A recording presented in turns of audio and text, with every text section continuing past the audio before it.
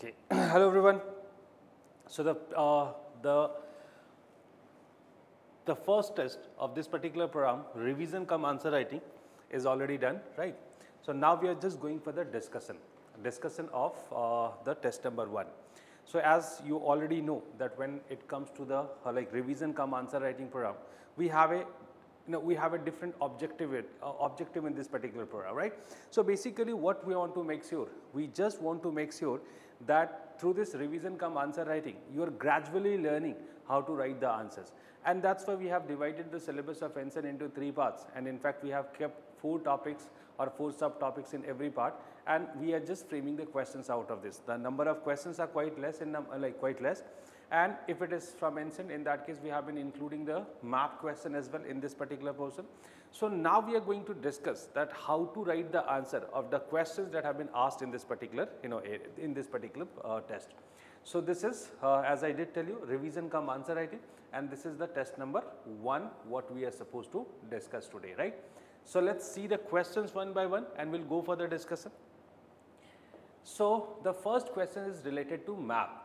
And when it comes to the map questions, like you already know that there are 20 sites given in the examination, and this is how the sites were given, that they are just taking a blank map. Though in 1 year what they did, they took the political map, but the political map was having certain problems, and that year only I told that this they are not going to continue because this must have happened by mistake, because Telangana was not depicted or not shown in the map. So that itself shows that it was a kind of very like quick decision that had been taken, or it just happened by mistake. Next year only they changed it and they again went back to the same map that they have been giving for last couple of years. So basically this is how they used to provide certain centers, like the such as 1 point, then 1 point, 1 point.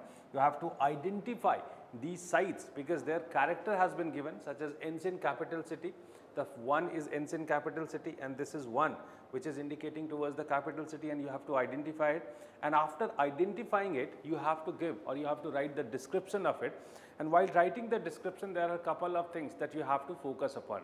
I always used to say that whenever you have been giving the description, because description is very important when it comes to identifying the sites, of course by understanding or by seeing the character of this particular site, you have to identify the name of the sites, and for identifying the sites you are just getting 0.5 marks, okay?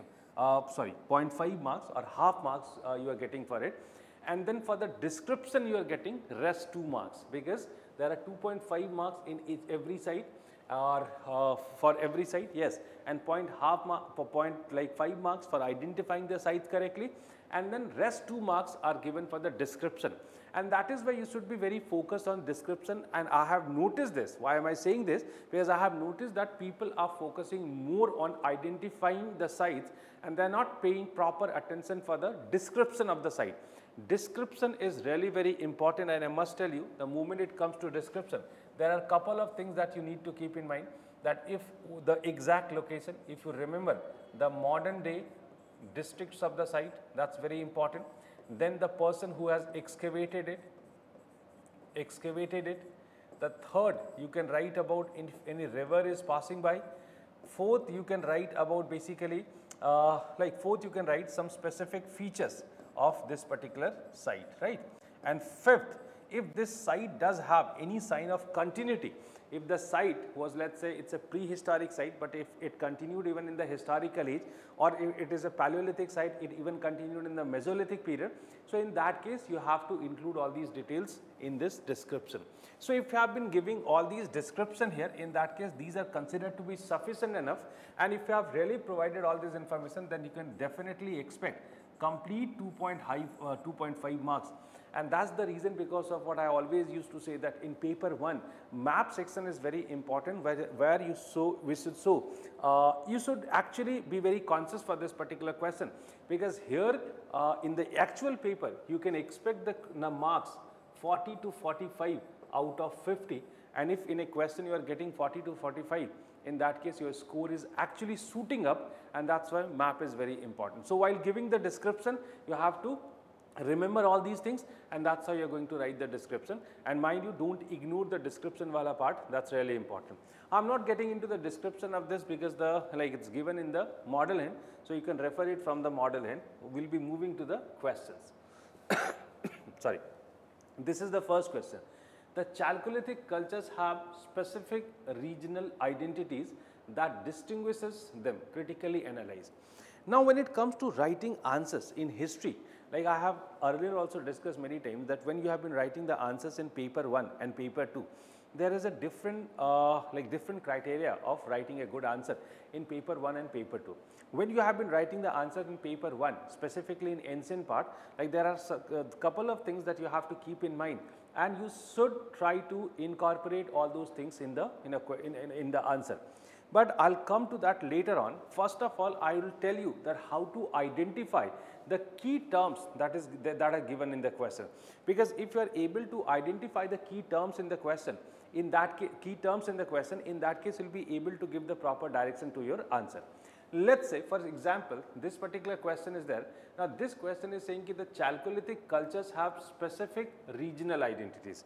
So, first of all, it is asking about the Chalcolithic cultures. That's one part or one important keyword that you have to keep in mind. And then it is talking about the specific regional identities, right? This is the second important thing that you have to keep in mind, that distinguishes them, right? So, it means that the Chalcolithic cultures do have the regional varieties. This is the core or crux of the question. So, you have to write the answer in order to fulfill that particular criteria. That's it. So, now when it comes to answer writing. So, in answer writing, of course, the first thing that you have to focus, that is the introduction.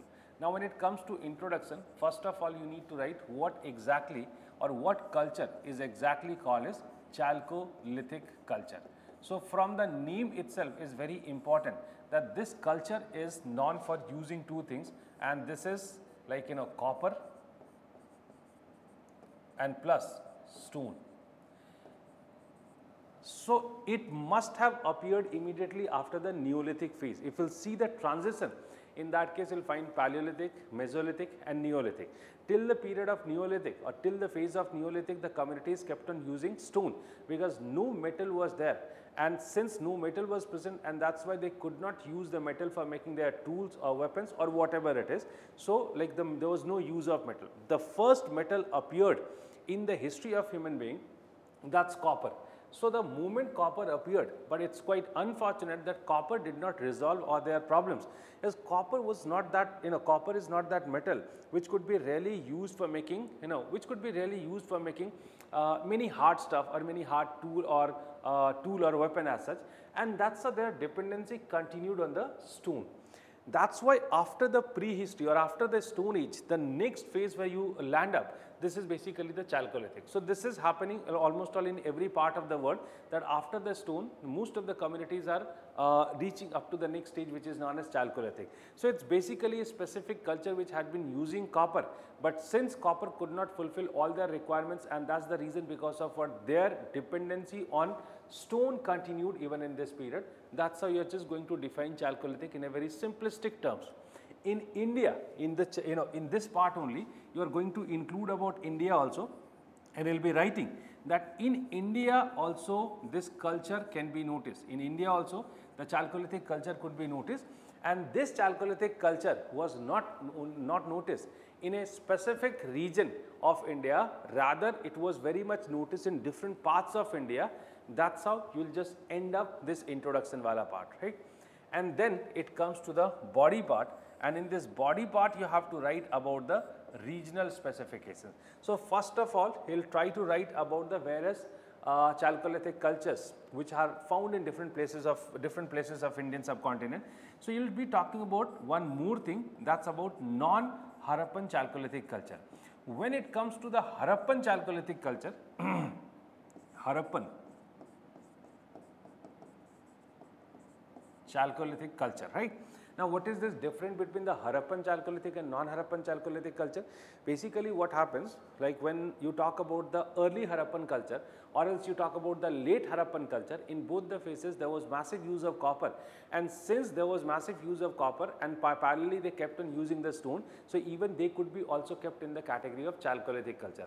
But this Chalcolithic culture is slightly different because it was result of something different, and that's how these are kept in the category of Harappan Chalcolithic cultures. And all those cultures which were not related, all those Chalcolithic cultures which were not related to Harappan civilization, they are called as non-Harappan Chalcolithic cultures, right. So this, or here we have been discussing about the non-Harappan Chalcolithic cultures.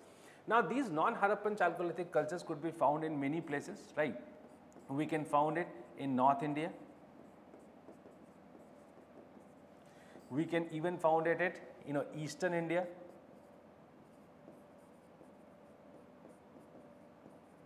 Eastern India. We can see it even in the Western India.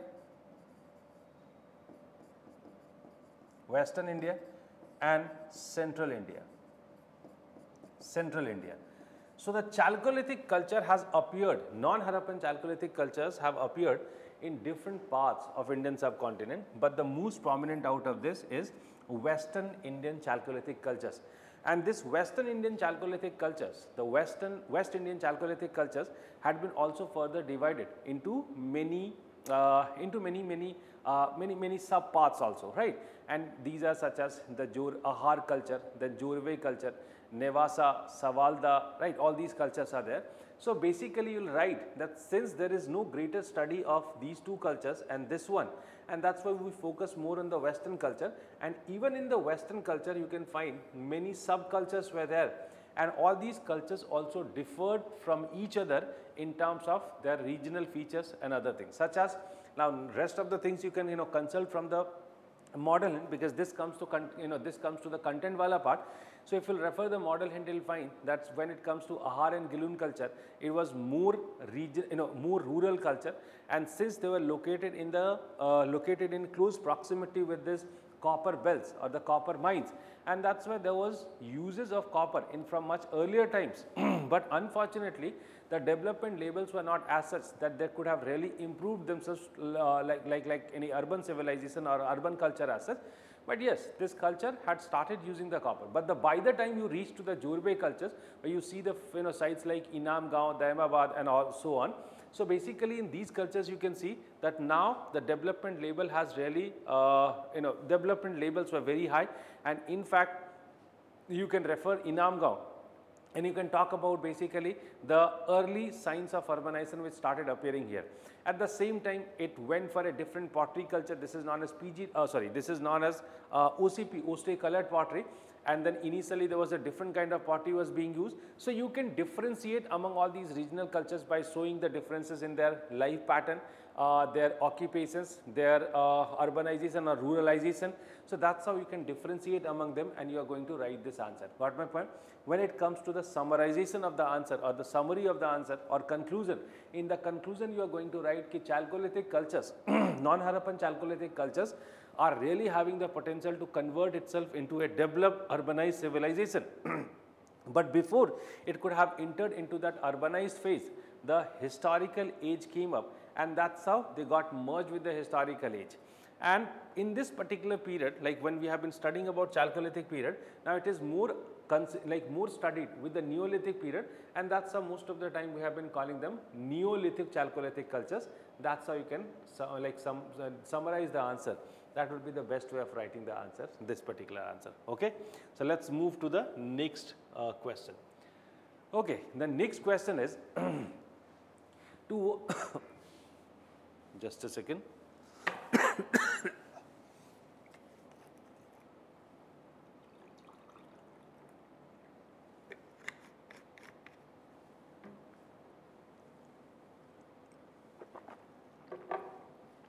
Yeah, sorry. To what extent you agree that Neolithic transition? So one key term of this question is Neolithic transition. Right? This is one key term. Then it comes to was a lateral change, second key term. And the third is about the vertical change, right? So this is the third key term. So there are three different key terms around what you need to develop your answer. So this particular question is saying that the Neolithic transition, the Neolithic transition, whether it was lateral or vertical. ठीक है, this is what you have to prove actually. Now what is this lateral and vertical change? Now this is called as vertical change, got my point? And this is what called as lateral change. So basically vertical change means, vertical change means that the transition started happening in one place. Transition started happening in one place. Let's say the Paleolithic was there, the Mesolithic was there, the Neolithic transition did take place. So basically it's a gradual transition which is happening here, and it is happening in one nuclear zone, and that's how it has been called as a vertical transition. Got my point? Then it comes to the lateral change or the lateral transition. So basically it was not happening in one place, rather it was happening in multiple places, maybe simultaneously or maybe very differently. Got my point? So these are two different ideas which are there. So there are some people like V. Gordon Childe and all, they do consider that Neolithic transition was nothing but a kind of revolution. So why did he call it as a as revolution? Because he has been calling it revolution because this particular change has taken place only in one place, and this particular change had so much potential that it could have really transformed the life of the human beings even in the even in future, and that's how he found it very revolutionary. So when it comes to writing this answer when it comes to writing this answer, what exactly you need to write? Let me now come to the answer itself. Now here I was just giving you the idea of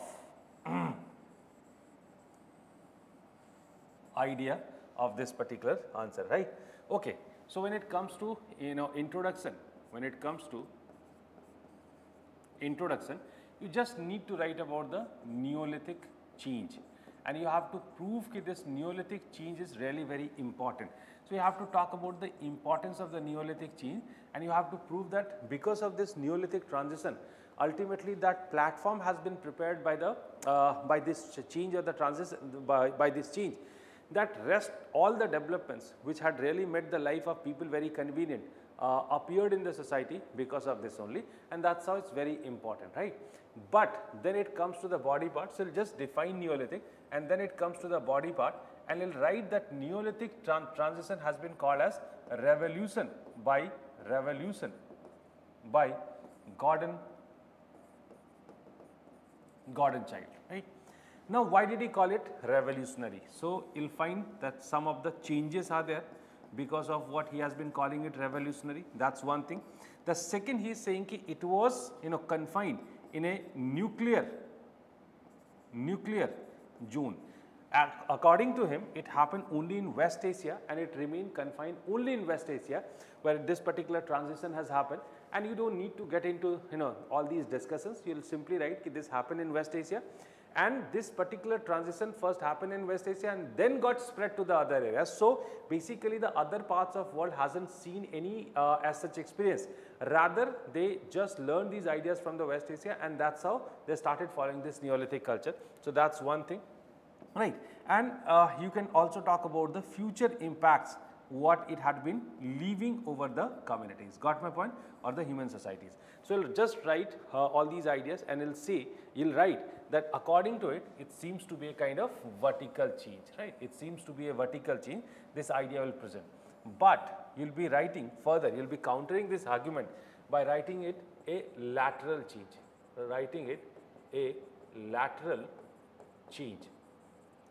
Why lateral change? So first of all, you need to counter these arguments, and you have to prove actually it's not correct. The way Gordon Childe is presenting it, and he is finding it very revolutionary, it's not correct. Why? As first of all, the transition was very different.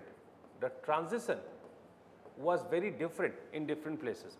Somewhere it is the domestication of rice, somewhere it is the domestication of wheat, and that's how it's not only about the domestication. Like you'll find the other patterns of the life were also very different, and that's how it seems it did not happen, it did not happen similarly in all the regions. So try to understand my point. If it was very similar in all the regions, in that case it could be said yes, they all were influenced by one particular transition, but no, actually it's not correct. People, according to their own convenience, their geographic, their ecology, they had been learning the idea of the domestication. Got my point? And since this idea was very different, or this environment or the ecology was very different in different places, and that's how somewhere it is wheat got, wheat got cultivated, wheat got, domesticated, somewhere it is the rice which got, domesticated. So this domestication process is very different. So one major, difference is this. The second major difference, the time frame is very different also, right? It's not necessary that when it was happening in Europe or somewhere in Africa, in the same time it was happening in India. In fact, if we'll take the example of India, the Neolithic period appeared in different corners of India in different time periods. When it comes to the northwestern part of India, Mehergarh, there it appeared somewhere in 7000 BC, but the moment you go to South India, that happened very late, somewhere in 1500 BC. When you go to the central India or the eastern India, it was happening somewhere in 2500 BC. So there are different time frames where it was happening.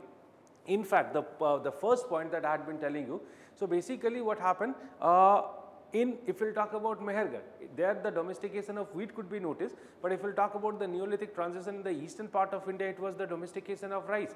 So they all were not linked to each other, rather this is their independent, independent transition.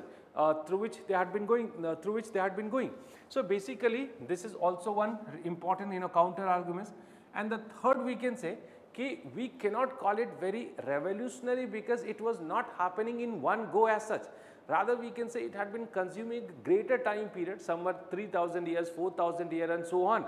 So roughly, it consumed between 3000 to 5000 years in order to transform itself from a Mesolithic culture to Neolithic culture. So bigger time frame has been consumed by it, and that's why we cannot say ki one was affected or influenced by the other one.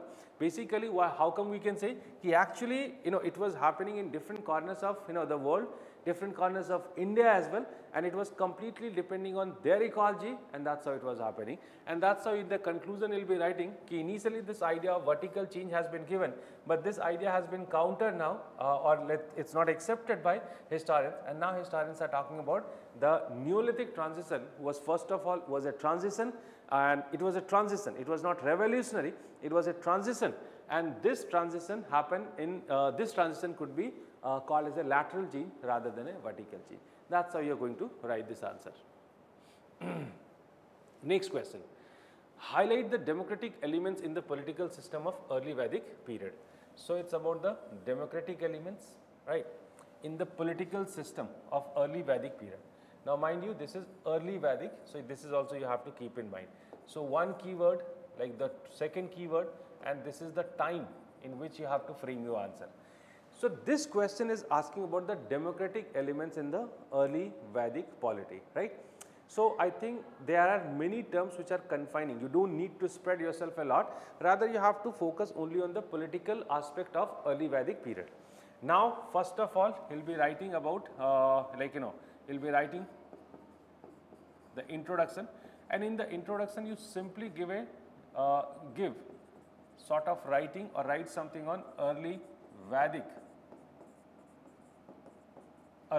period. So you can write about the coming of Aryans, right? You can write about the time of this. You can write about the region where it was located. These are three important things that you have to really write in this particular part, and that's how you are more or less you are defining most of the things of early Vedic period. And then towards the last line of the introduction, you'll be writing different structure like political structure, right? Then economic structure, then social structure, and all these things could be found here. So we are going to emphasize on, or we are going to study about the political structure in the early Vedic period, and that's how we'll jump into the body part. Now when it comes to the body part, we'll first write about the, the structure of the polity. Structure of polity. Now in the structure of polity, you all know, you must have gone through all these details. There's nothing very interesting here as such. About the Rajan, the various organization, whether the bureaucracy was there or not, and that's how we'll write about it. Got my point? So what was the structure of polity? That will write. Then it comes to the most interesting part, and don't misuse your words, rather save your words for the further interpretation, such as after writing the structure of the polity, you have to write that since the state was not in a condition to be like a proper state, because there are certain things which are missing here, like surplus was missing, or instead of surplus you write in this way that the conflicts are considered to be mandatory. Conflict are considered to be mandatory. Conflict is one thing. Conflict is considered to be mandatory for the rise of state. So conflicts were not there. Conflicts in terms of class, in terms of social conflict, both were missing. What is this class conflict? Wherever the concept of private property is there, the conflict would be there related to class. Since there was no concept of property in the early Vedic period, and that's the reason because of what there was no question of the class conflict. Social conflict was also not there, because social conflicts is coming only after some sort of heterogeneity which is there in the society. And not heterogeneity, there was some sort of stratification of the society, but the Varna system did not appear in this period, and that's how it was not possible. Then it comes to the next important thing, it's about the land. The early Vedic people were not very conscious for the land, and you can prove it by giving the examples of like Jan and Janpada. There was no single reference of Janpada, whether there are 275 references of Jan. That shows that people were more loyal towards the community, or there was more significance of the community rather than we can say land. So that's why we cannot imagine any state system as such. The bureaucracy was also very limited. There was no bureaucracy was there. There was no army which is present here. There was no taxation system which is present here, right? So all these ideas you'll write, and by writing all these ideas, ultimately you'll conclude in this way that there was no proper state as such in this particular period. There was no proper state as such, because when you talk about state, I guess all these phenomena or the features should be there, then only you can call any particular system as a proper state. So proper state is not there, and since it was not a proper state, and that's the reason because of what the democratic elements could be maintained here. Because if it is a state, in that case the democratic elements could not be maintained.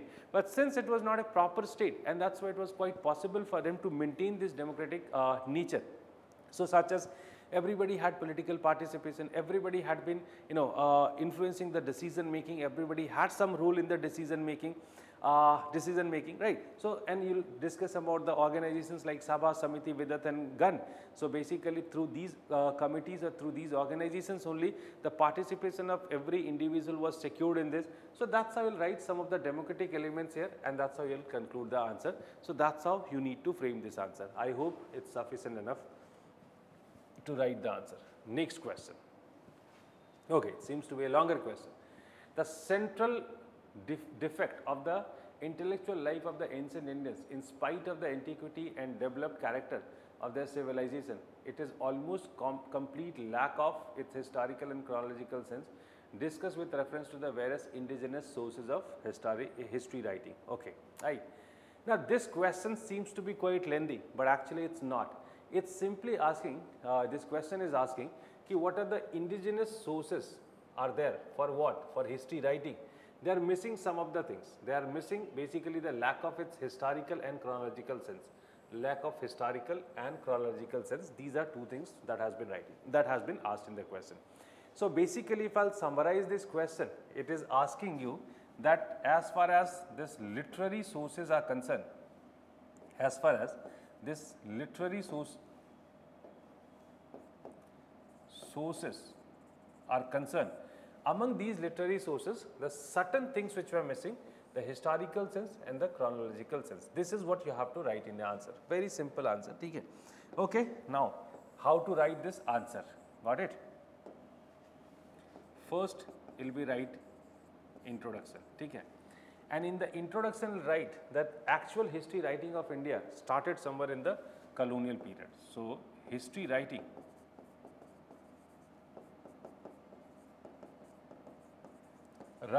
started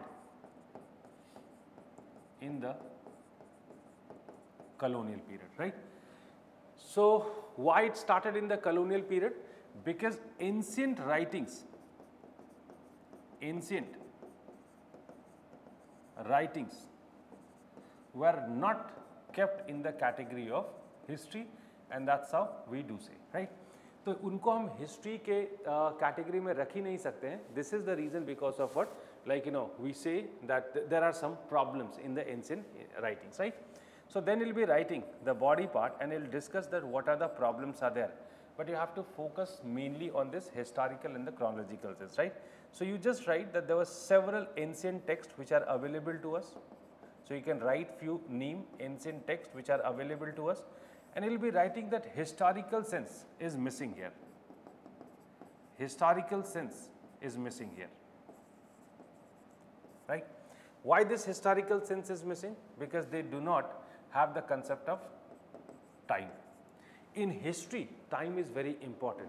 And if you have been writing any, even any narrative, any article, any book, you have to specify the period. You must have noticed one thing, like आप लोग academic world से आते हैं या नहीं आते पता नहीं. Academic world में आप जैसे ही बोलते हैं कि मेरा ये topic है research का, तो the first question has been asked to you, what is the time frame? And if you have been really doing this mistake that you are telling somebody your research topic and you are not including the time, it means that you are not much into the research. So basically, this is a common expectation in history that the period for what you have been writing, you should be pretty sure कि okay, I have been writing for 15th century, I have been writing for this decade or this year. So that clarity should be there. So the sense of time is very much important, right? And you have to write in the ancient Indian writings what happened, the sense of time was very much missing. So either they had been using the cyclic time, they were not using the linear time, or else they had been using either too small or too big units of time, and that's how the sense of time is something which is missing. Then you can write that they were not very conscious for the space also, okay? They were not very conscious for the space also. Well, for what region they have been writing it, that also should be very clear. Like environment or the geography does leave greater impact over the developments of the human communities or in the developments of the human communities. So if you have been ignoring that part, what region, that is another question, that when you have been telling somebody the research topic, the next question is going to be asked after the time, that for what region or your study is based on what particular place or region or area. So basically space is something which is missing here, right? Apart from that, the most important thing, that the sense of continuity, right? Continuity and change was also missing here. In history, the most important question is that whether any change is there or the things remain continue, and then the most important thing after that is about the historical causation. We are not only learning about the narratives, we are not only learning the incidents or the events which had been taking place, rather we are like looking for the causation, the historical causation. So if all these elements are missing, in that case you cannot keep it in the category of history. Unfortunately, when it comes to the ancient text, all these ideas were missing here, and that's the reason because of what it cannot be said that they were they could be kept in the category of history, right? But when it comes to the conclusion, you'll write in the conclusion that it is not completely fair to say that this historical sense was missing. First of all, in some of the books, these are definitely missing. But on the other hand, you can find that there are a couple of books where this sense could be very much noticed, such as Buddhist literature, such as Raj Tarangini and all. That's how you'll justify it. The second thing you'll write, ki apart from this, we have to also keep in mind that the sense of history, which we do have in the modern times, was very different in the ancient times. And that's why it's not necessary that in the ancient times also people had been carrying the same sense of history. In fact, in the medieval times there was a different sense of history which was there. So that's the reason because of what we can say that in the ancient times people had a different notion. And the last thing you'll write, that even though if they are having certain problems, we have been using these kind of texts as a very good source of history, and that's how we cannot discard their utility altogether, and they're still very important to us. That's how we'll end the answer with a positive note, and that's the best way of writing the answer. Right? Okay.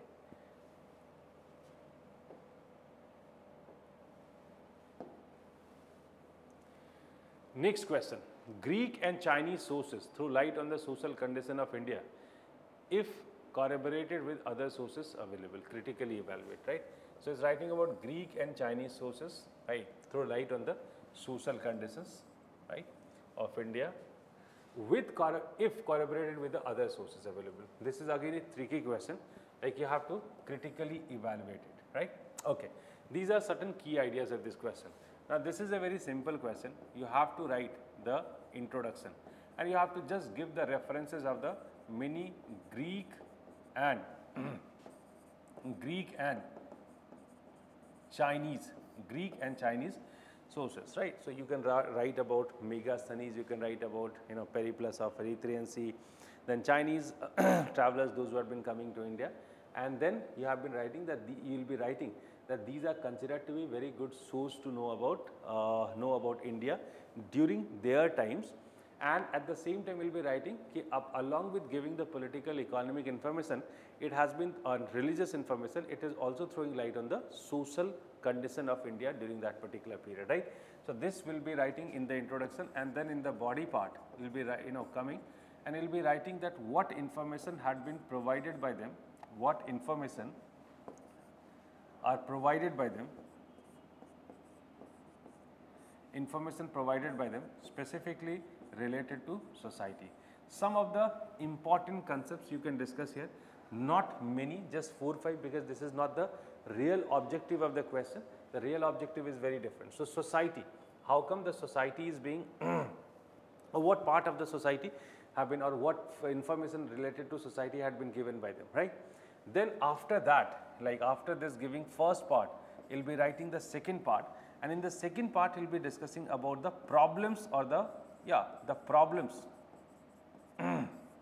which they do have, such as the Greek and Chinese writings and the Chinese writing, they are not based on the proper observation as such. बहुत सारी problems हैं उसमें, ठीक है.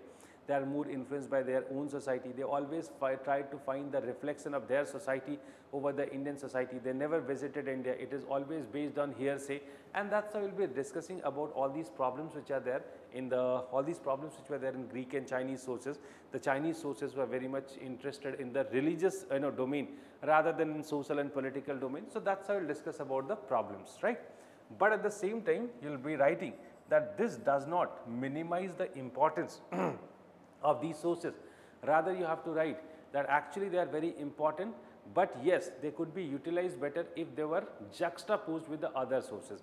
Such as if you have been writing about the Mauryan history, then instead of becoming completely dependent on Indica, it's preferable to juxtapose it with the other sources such as Arthashastra is there, then Ashokan inscriptions are there. In that case only we can reach up to a firm conclusion and we can get a clearer picture of the society prevailing during this particular period. So that's how we'll just conclude this answer. Of course, this is a common trend, or this is a general trend in history where we always talk about the juxtaposition of different sources in order to reach to a firm conclusion. That's how you're just going to write this answer, right? Okay. Next question. Harappan culture and civilization embarked the phase of first urbanization in the Indian subcontinent transition from the period of prehistory to history, with reference to archaeological sources substantiates to urban sphere of the Harappan sites. Okay. So basically you have to write that this is the the first statement is just for the reference urbanization in the Indian subcontinent, in the first urbanization in fact in the Indian subcontinent, and you have to prove it with reference to what? With reference to the archaeological sources, right? So that's it, right? This is what you have to prove it. Now how you are going to do it? So you have to do it with the reference of first introduction, and in the introduction what you are going to write? In the introduction you are going to write about the IVC, Harappan civilization. What exactly this civilization is? Now in the introduction what you are supposed to write? You are going to write about, let's say, the period, the time frame, okay, and name of some important cities. That's how you are just going to write bronze civilization, urbanized and so on. So you will just write some specific features to prove ki what exactly first civilization or how exactly the first civilization was. And then it will be coming to the body part, right? And then here you have to give reference, okay, of sources, or with reference to sources you have to discuss about the various features of urbanization, right? Such as you have to write about the presence of surplus, right? You have to write about the specialization in manufacturing, trade and commerce, trade and commerce. You have to write about the coins, to write about class, ruling power, right? Class, ruling power, development of art and culture. Then you are going to write some other things, surplus, trade and commerce is there, coins are there, class, ruling power, art and culture. You have to write about the heterogeneity, right? Heterogeneity. So these are certain features that he'll pick up and he'll write about them with reference to some archaeological sources. This you have to make sure that while writing it, like you have been referring some archaeological sources, in that case only you are justifying the question, the way the question has been asked. That's it. So this is a very simple question. You just need to know how to write it and what is the right content of this question. He'll be able to present it. Okay. Next question.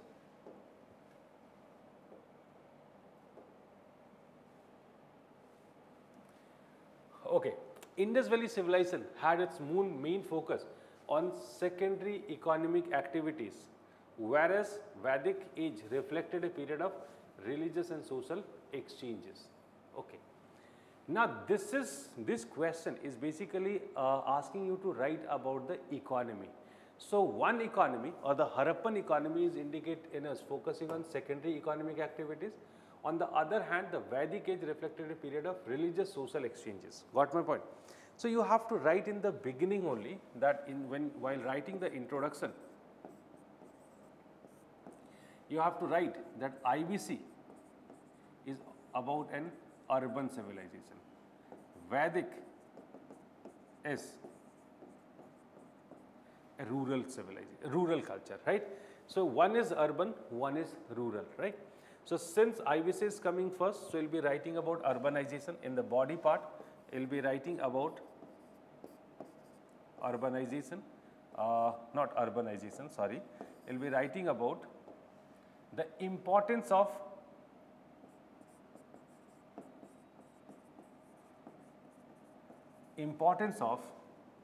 secondary economic activities in an urbanized civilization, right? And you'll be writing it forms a kind of core of it, okay? It forms a kind of core of it, and then you can say it forms a kind of core of it. So secondary economic activities are really very important, and in fact it is one of the greatest indicator of the urbanization, and that's how, like here there was much emphasis on this. So you'll be highlighting the manufacturing, the trade and commerce, and the various kind of exchanges and so on. On the other hand, then the second part, this is the first part. In the second part, you'll be writing about the Vedic period, and since it's a rural culture, okay, since it is a community based, it's a rural culture, it's a clan based culture, okay, and that's why for the exchanges, nothing much was required. Like it was a kinship society, and in a kinship society where no much heterogeneity was there, whether the IBC was known for its heterogeneity. So it's a kinship society, and since it is a kinship society, and because of what, the exchanges could be controlled through all such kind of things such as religious or the social, right? So that's how the things were, exchanges were controlled. This is what you are going to write in this particular answer, right? So that's how you are going to conclude this answer. Got my point? And that's all. Like we are just done with the first paper, right? So we'll be doing the next paper in the next class, right? Thank you very much.